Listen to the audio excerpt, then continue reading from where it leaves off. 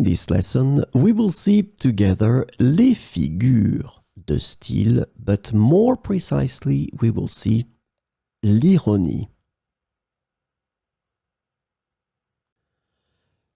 So the first thing that we should define is les figures de style. What are we talking about? In the French language, as in any language, there are numerous figures of style, also known as figures de style or figures de rhétorique. These figures of speech are used to enhance the expressiveness, imagery, and impact of language in both spoken and written communication.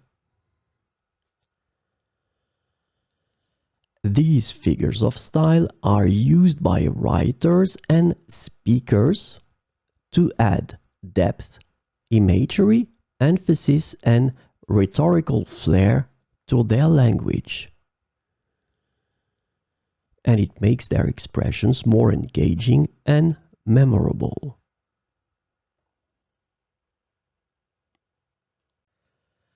So, this lesson is about l'ironie.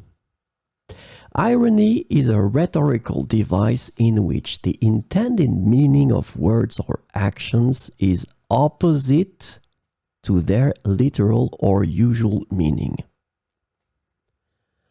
It is often used to convey a sense of sarcasm, humor, or criticism. Irony is a powerful tool in literature and speech to make a point, provoke thought, or add humor by highlighting the contrast between appearance and reality. So we will see some examples with l'ironie. Quelle belle journée pour une panne de parapluie. Quelle belle journée pour une panne de parapluie. Le professeur a donné une conférence passionnante sur l'ennui. Le professeur a donné une conférence passionnante sur l'ennui.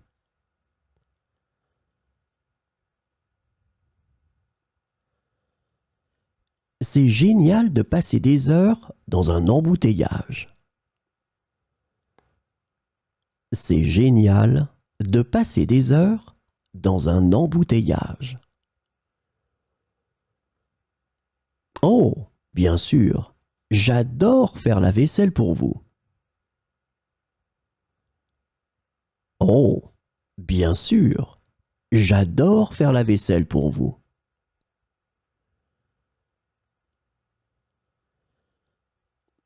Bravo pour avoir encore perdu tes clés, c'est impressionnant. Bravo pour avoir encore perdu tes clés, c'est impressionnant.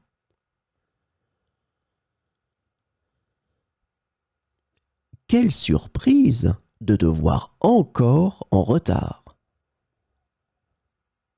Quelle surprise de te voir encore en retard.